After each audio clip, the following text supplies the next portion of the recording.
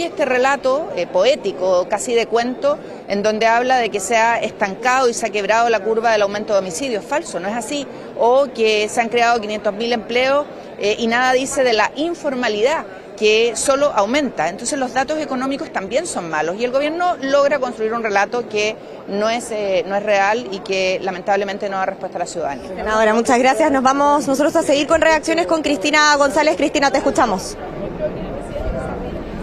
Sí, Bea, estamos ya con la ministra de la Mujer y Equidad de Género, Antonia Orellana, para hablar sobre este proyecto y lo que hemos dicho durante toda la transmisión. El proyecto de ley que legaliza el aborto. Se ha tomado el debate, se ha convertido sin duda a lo mejor en el punto de mayor atención, ministra. Recientemente la senadora Rincón hablaba de que esto solamente servía para fidelizar apoyo y que esto no contribuía particularmente al interés de generar acuerdos y que le habla básicamente a los adherentes solamente del presidente Boric. ¿Por qué se presenta un proyecto de estas características? En primer lugar, el proyecto no se ha presentado, fue anunciado. Sí, y por lo se va a tanto presentar. Es sorprendente la reacción para un proyecto respecto al que aún no se conoce el contenido. En segundo lugar, creo que el que se tome la atención, porque un sector de la oposición, afortunadamente no toda, pero porque un sector de la oposición centra en eso su atención, en vez de los largos minutos de la cuenta que el presidente dedicó a hablar de seguridad, hablar del empleo. En nuestro caso, cómo hemos recuperado la tasa de inserción laboral femenina, que se vio barrida durante la pandemia. En marzo de este año tuvimos la fortuna de que se ha recuperado esa tasa de inserción de acuerdo a la encuesta nacional de empleo. Digamos, ese es el énfasis que quizás le quiera poner la oposición al respecto al discurso del presidente Gabriel Boric, pero esto fue solo un segmento. Ahora, respecto a lo que se anunció, tiene, digamos, dos patitas. Uno es que en un tema en el que la sociedad chilena está ampliamente de acuerdo, y yo creo que eso quedó claro en el último diciembre, cuando las mujeres votaron masivamente en contra de retroceder respecto a las tres causales, vamos a mejorar la aplicación de las tres causales. ¿Cómo?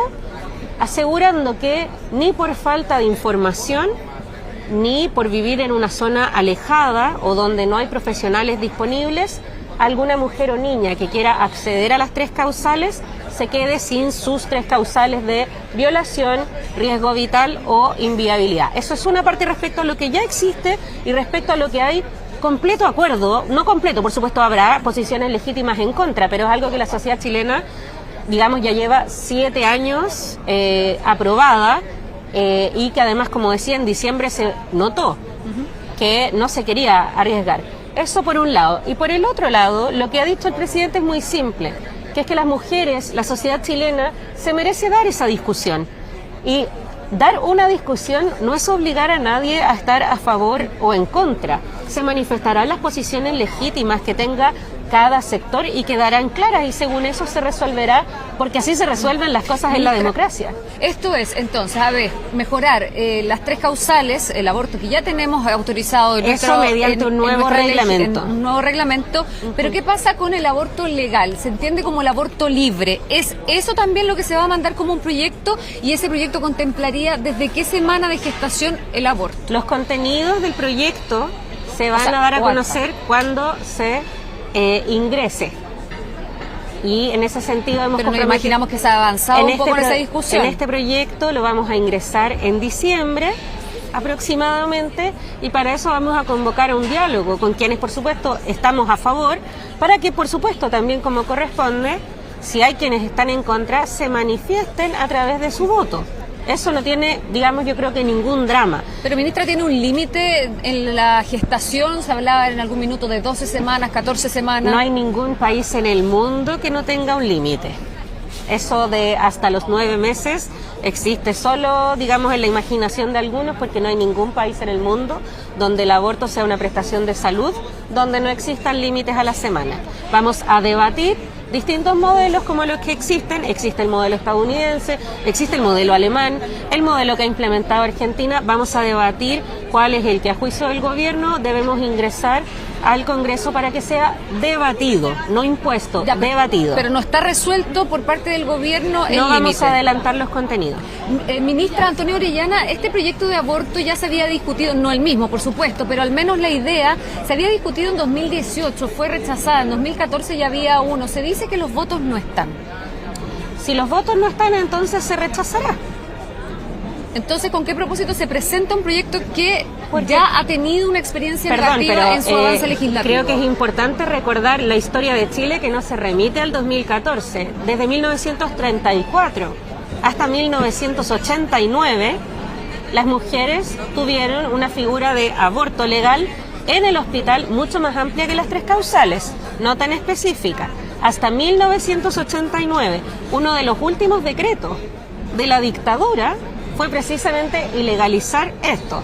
Aquí no estamos haciendo nada parecido, estamos proponiendo un debate, porque la verdad es que al menos toda la primera mitad del siglo XX nuestro país tuvo una legislación similar y el país avanzó, digamos, no se acaba el mundo. Ahora, si hay alguien en el Congreso que quiera manifestarse en contra, esa es la garantía precisamente de la democracia, y eso es lo que no tuvieron las mujeres en 1989, porque no había democracia. Por lo tanto, esto se va a debatir. Ministra, ahora usted decía, claro, algunos parlamentarios se retiraron de la sala, más adelante vamos a ver esa imagen, pero han habido también reacciones no solamente desde la oposición, sino que también desde el llamado oficialismo. Algunos senadores socialistas se han manifestado en contra, dicen que no es necesario. Fidel Espinosa, por ejemplo, Pero ese es uno. se ha manifestado en contra de esta idea, básicamente porque dicen que genera división. Ahora, desde la Iglesia también, y el arzobispo de Santiago ha dicho que las sociedades que promueven el aborto y la eutanasia son humanamente pobres, frías y muy individualistas. Chile no quiere eso.